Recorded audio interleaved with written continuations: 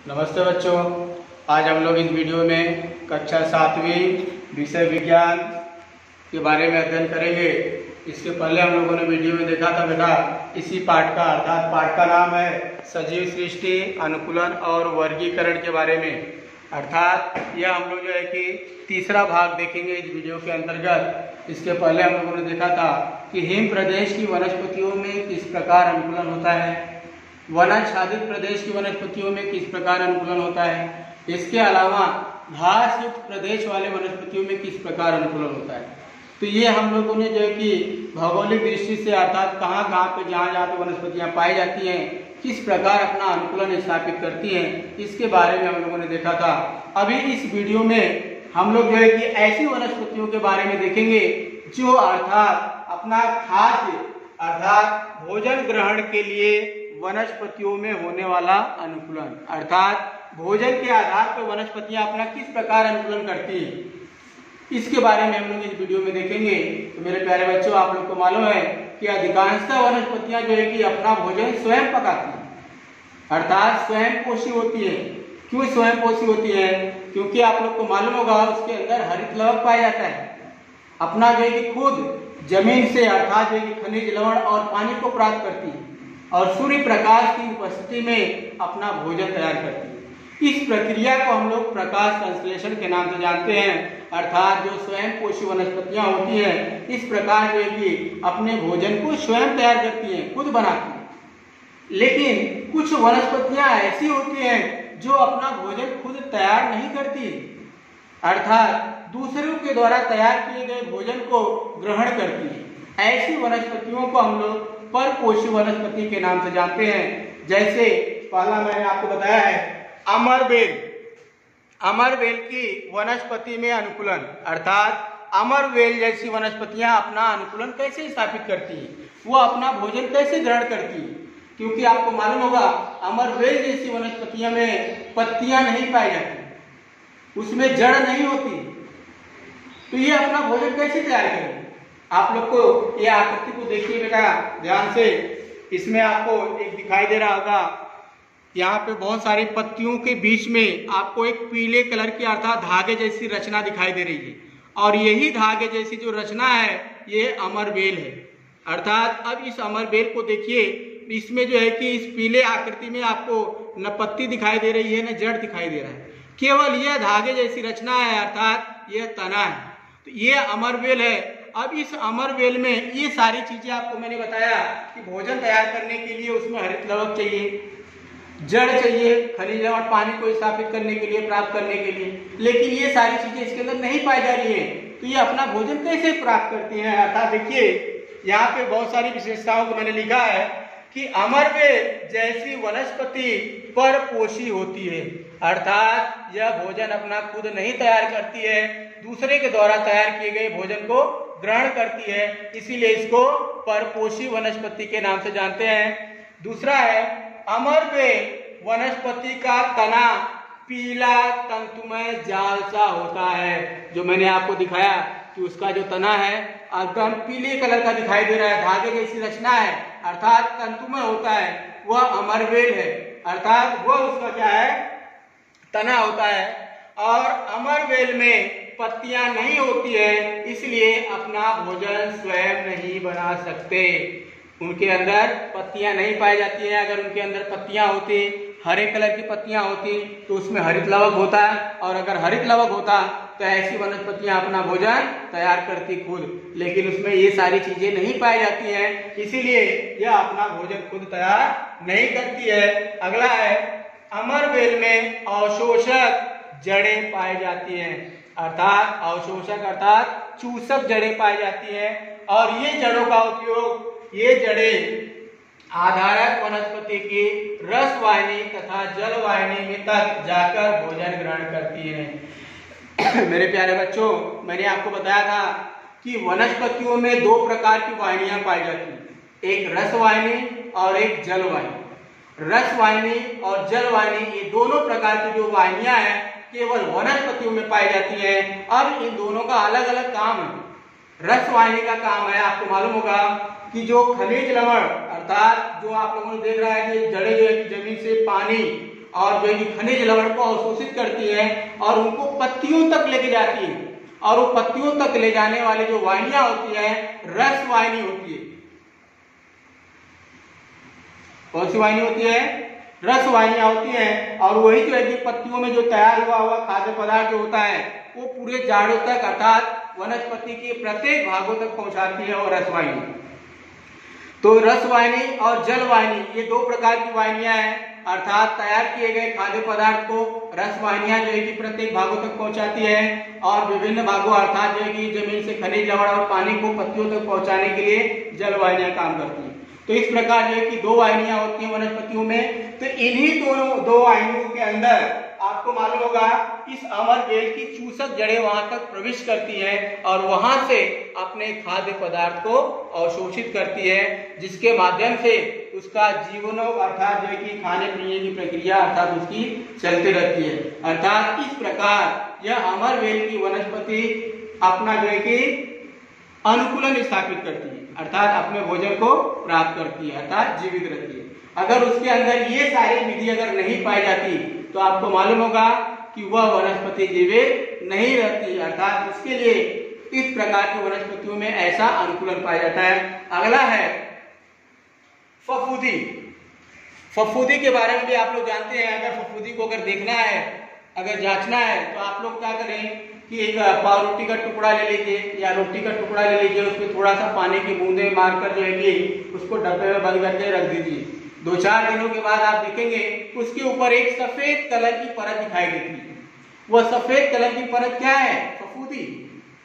और उसी को विज्ञान की भाषा हम लोग कवक के नाम से भी जानते हैं। अब उसको अगर आपको देखना है तो उसको मालूम है एक चिटकी लेकर जो है कि कांच की स्लाइड पे रखकर अगर हम उसको सूक्ष्मदर्शी में देखेंगे तो आपको इस प्रकार रचना दिखाई देती है। इस प्रकार जो है कि आपको फफूंदी की रचना आपको दिखाई देगी। ये फफूंदी की रचना है अर्थात इसमें जो है कि जड़ नहीं होती है लेकिन जड़ जैसे तंतु पाए जाते हैं और यही तंतु क्या करते हैं खाद्य पदार्थों में प्रवेश करके और वहां से पोषक पदार्थों को अवशोषित करते हैं। तो ये जो है कि हमारी कवक की आकृति है अर्थात फफूंदी है।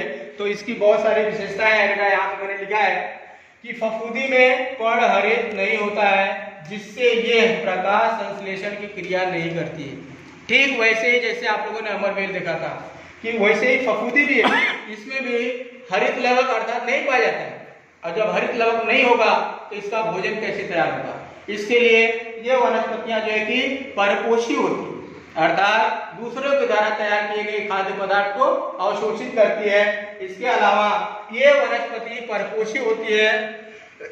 फफूंदी जैसी वनस्पतियां भोजन को ग्रहण करने के लिए जड़ों जैसे तंतु पाए जाते हैं, जो मैंने आपको दिखाया कि इसमें जो है कि जड़ जैसा तंतु होता है, जड़ नहीं होता है।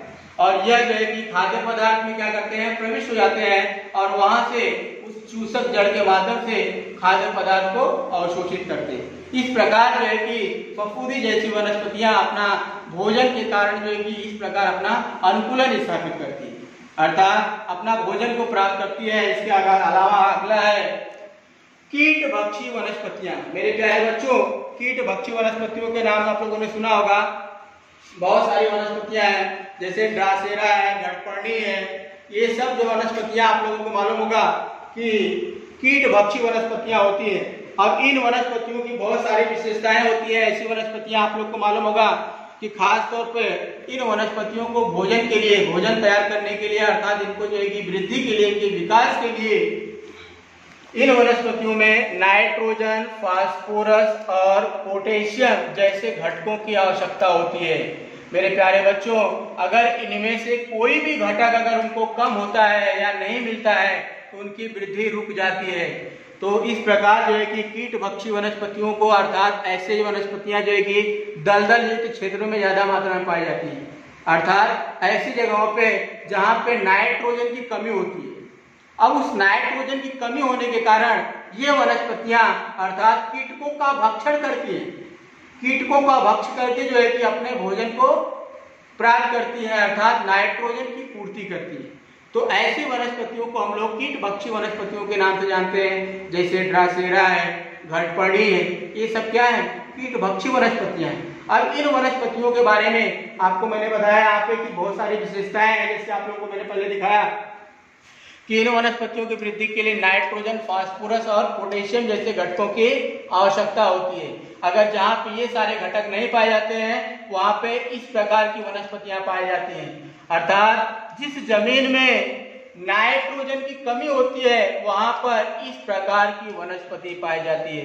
अर्थात ऐसी जमीन में जहाँ पे नाइट्रोजन नहीं प्राप्त होता उनको भोजन के लिए, क्योंकि नाइट्रोजन उनकी वृद्धि के लिए बहुत आवश्यक है, और जब नाइट्रोजन नहीं मिलेगा तो उनका विकास नहीं होता है। तो इन वनस्पतियों में कीटकों को आकर्षित करने की क्षमता पाई जाती है।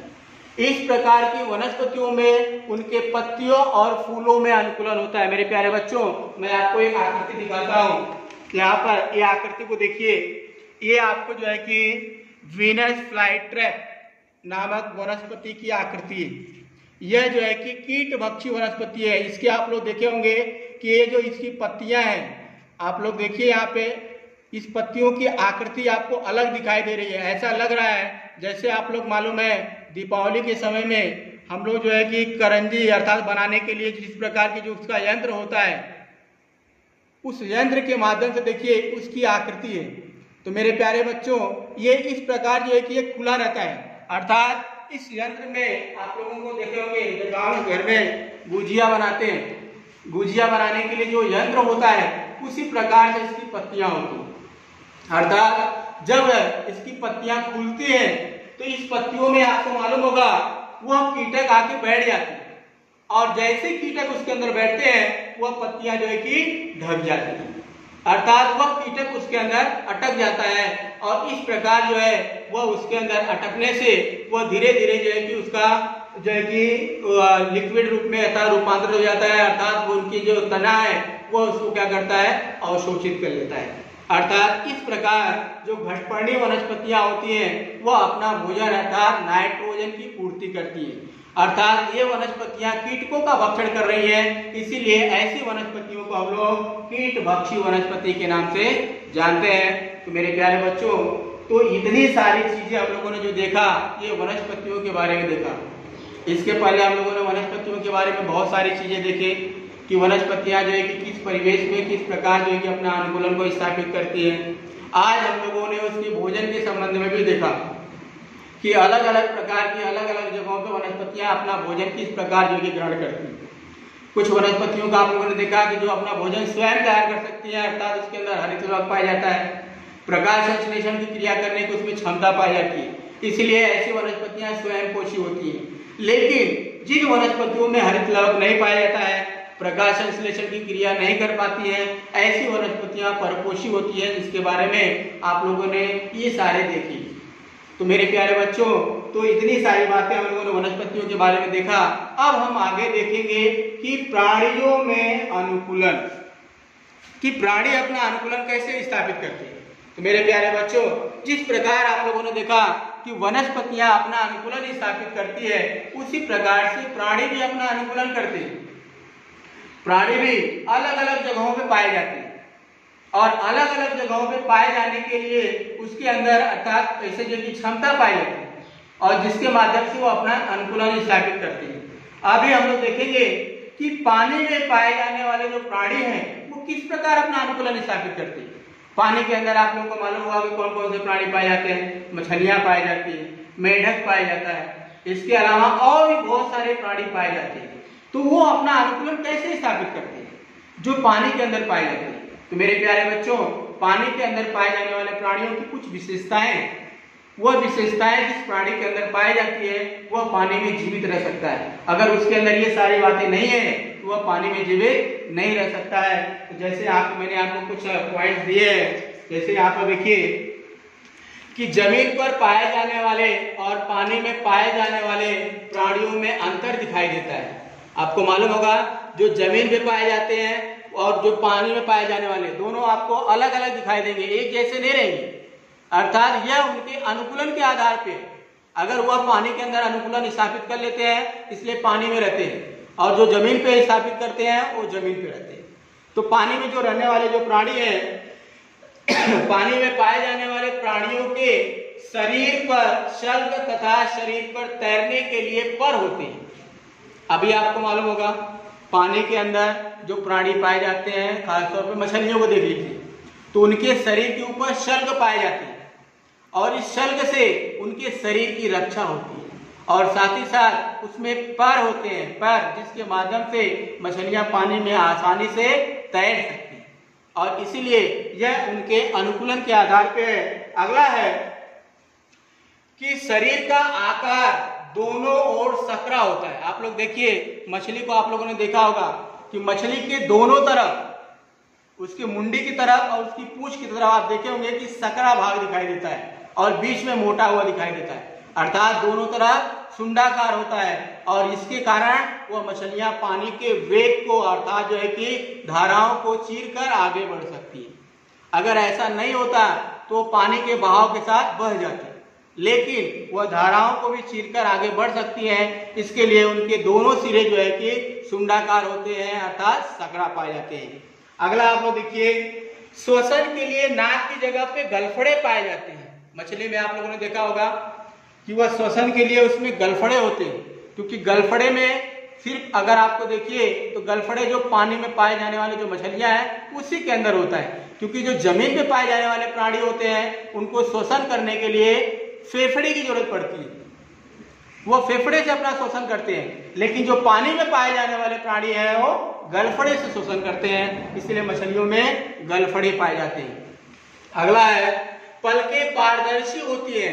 पारदर्शी होने से मेरे प्यारे बच्चों उनको जो है कि उसके ऊपर पानी का, रेत का या और भी किसी भी पदार्थ का किसी प्रकार का उसके ऊपर आघात नहीं होता है, नुकसान नहीं होता है और बाहर की चीजें उनको आसानी से दिखाई पड़ती हैं और इसीलिए उनकी आंखें कैसी होती हैं, पलकें पारदर्शी होती हैं। और लास्ट है, इन प्राणियों के शरीर के अंदर हवा की थैली पाई जाती है, जिसके कारण ये प्राणी जो है कि हल्के होते हैं और पानी में आसानी से तैर सकते हैं। तो ये सारे गुण पानी के अंदर पाए जाने वाले प्राणियों के अंदर पाया जाता है, इसीलिए ये प्राणी जो है पानी पे जीवित रह सकते हैं। आप लोगों ने मेढक को देखा होगा बेटो, मेढक जो होता है पानी और जमीन दोनों जगहों पे पाया जाता है, क्योंकि वो जो है कि दोनों जगहों पे अनुकूलन कर सकता है और इसीलिए मेढक को हम लोग उभयचर प्राणी के नाम से जानते हैं, अर्थात वो पानी में भी जीवित रह सकता है और जमीन पे भी जीवित रह सकता है। अभी आपको मालूम होगा जब मेढक पानी में रहता है तो वह मालूम है उसकी शरीर की जो चमड़ी है उन चमड़ियों के माध्यम से अपनी श्वसन क्रिया को करता है, अर्थात वह ऑक्सीजन जो पानी के अंदर घुली होती है उसके चमड़ी में प्रवेश कर जाती है और वह आसानी से जो है कि पानी में जीवित रह सकता है। लेकिन जब मेढक यही जब जमीन पे आता है तो फेफड़े के माध्यम से श्वसन क्रिया करता है, अर्थात आप लोग देखे होंगे उसके बारीक बारीक जो है कि नासा छिद्र पाए जाते हैं और उस नासा छिद्र के माध्यम से वह श्वसन क्रिया करता है, अर्थात उसके अंदर फेफड़े पाए जाते हैं और जिससे वह पानी और जमीन दोनों जगहों पे रहता है, इसीलिए मेढक को हम लोग उभयचर प्राणी के नाम से भी जानते हैं। तो मेरे प्यारे बच्चों ये सब प्राणियों के बारे में था। इसके अलावा अभी आपको मालूम होगा कि पानी के अंदर बहुत सारे प्राणी पाए जाते हैं, जैसे मेढक है, बतख है। मेढक और बतख को भी आप लोगों ने देखा होगा कि यह पानी के अंदर कैसे जीवित रह लेती है, अर्थात इनके मेढक को आप लोगों ने देखा होगा और बतख, इन दोनों के पैरों की उंगलियों का अगर आप निरीक्षण कीजिए तो उनकी पैरों की उंगलियां जो है कि आप लोग देखेंगे कि एकदम पर्दे जैसी दिखाई पड़ती है। अभी आपको मैं एक चित्र दिखा रहा हूं यहाँ पे, यहाँ पर देखिए आप लोग, ये आपको बतख है। अब इस बतख के देखिए इसके पैर को, इसके पैर की उंगलियां एक झिल्ली से जो है कि जुड़ी हुई है। अब इस झिल्ली से जुड़े होने के कारण जो है इसके बहुत सारे फायदे हैं और यही कंडीशन मेढक का भी होता है, उसकी भी पैर की उंगलियां इसी तरह से जो है कि जुड़ी होती है। अब जुड़ी होने से इसका उपयोग जो है कि वह पतवार की तरह कार्य करता है, अर्थात पानी के अंदर आप लोग को मालूम होगा नाविक के पास पतवार होता है और उस पतवार के माध्यम से नाव को फेंककर आगे बढ़ता है, जिससे जो है कि नाव को पानी में आसानी से आगे की ओर धकेल लेता है। सेम कंडीशन वही यहाँ पे भी है कि मेढक हो चाहे बतख हो चाहे एनीथिंग पानी के अंदर पाए जाने वाले प्राणी, उनकी उंगलियां जो होती हैं पर्दे नुमा एक दूसरे से जुड़ी हुई होती है और जुड़ी हुई होने से यही फायदा होता है, वह पानी को जो है कि तार कर जो है कि वो आगे बढ़ती है, अर्थात जिस तरह से पतवार कार्य करता है, अर्थात जिस तरह से पतवार नाव जो है कि खेव कर आगे ले जाता है, उसी प्रकार से इनके पैरों का उपयोग पानी को पीछे ढकेलने के लिए करते हैं। इसके अलावा बतख वगैरह में आप लोगों ने देखा होगा कि ये पानी के अंदर, इसके अलावा जो है कि बहुत सारी जो है कि मुर्गियां पाई जाती है पानी के अंदर। अब ये पानी के अंदर जब रहते हैं तो भी इनके जो है कि पर गीले नहीं होते, अर्थात इनके पंख जो है गीले आपको नहीं दिखाई देते। क्यों नहीं दिखाई देते? क्योंकि इनके ऊपर जो है कि मोम जैसा पदार्थ पाया जाता है, और इस मोम जैसे पदार्थ के कारण ये जो है कि प्राणी पानी के अंदर भी रह सकते हैं, अर्थात जब पानी के बाहर आते हैं तो वह पानी जो है कि उनके पैरों में चिपकता नहीं है, जिसके कारण वह आसानी से जो है कि उनके पर जो है कि पंख सूखे रहते हैं, और इसीलिए वह पानी में आसानी से तैर सकते हैं। और इस तरह से पानी में पाए जाने वाले बहुत सारे प्राणी अपना अनुकूलन स्थापित करते हैं, अर्थात जिस तरह से उनका परिवेश होता है उस प्रकार जो है उनका जो है कि अनुकूलन होता है। तो मैंने आपको यहाँ पे एक प्रश्न दिया था कि सोचिए, मेढक तथा बत्तख के पैरों की उंगलियां पर्दे की तरह क्यों होती है? मैंने अभी उसका जो है कि उत्तर भी बताया कि पर्दे की तरह क्यों होती है, एक दूसरे से जुड़ी। इनका जुड़े होने का यही कारण कि वह पानी को आसानी से खींच सकती है, जिस तरह से नाविक जो है कि पतवार के माध्यम से नाव को आगे ढकेलता है, और उसी प्रकार से पैरों का उपयोग करके आसानी से यह पानी में तैर सकती है, चाहे मेढक हो चाहे बत्तख हो। इसलिए इनकी उंगलियां एक दूसरे से पर्दे से जुड़ी हुई होती हैं। तो मेरे प्यारे बच्चों, इस वीडियो में हम लोगों ने इतनी सारी चीजें देखी, इन सारी चीजों को अच्छी तरह से आप जो है कि उसको याद कीजिए, बार बार वीडियो को देखिए, उसको कंठस्थ कीजिए। कंठस्थ करने के बाद इसको जो है कि गृह कार्य की कॉपी में यहाँ पे मैंने आपको होमवर्क दिया है कि अमरवेल, फफूंदी तथा कीटभक्षी वनस्पतियों की विशेषताएं गृह कार्य की कॉपी में लिखकर याद करो। तो ये सारे मेरे प्यारे बच्चों जो आपको होमवर्क दिया गया है, इसको समय समय पर कीजिए, बार बार वीडियो को देखिए, वीडियो को लाइक कीजिए, फॉरवर्ड कीजिए, जिससे मालूम है सबके पास वीडियो पहुंचे और सभी लोग जो है इसका फायदा उठाएं। और आगे के लिए इस वीडियो को मैं यहीं पे समाप्त करता हूँ। धन्यवाद।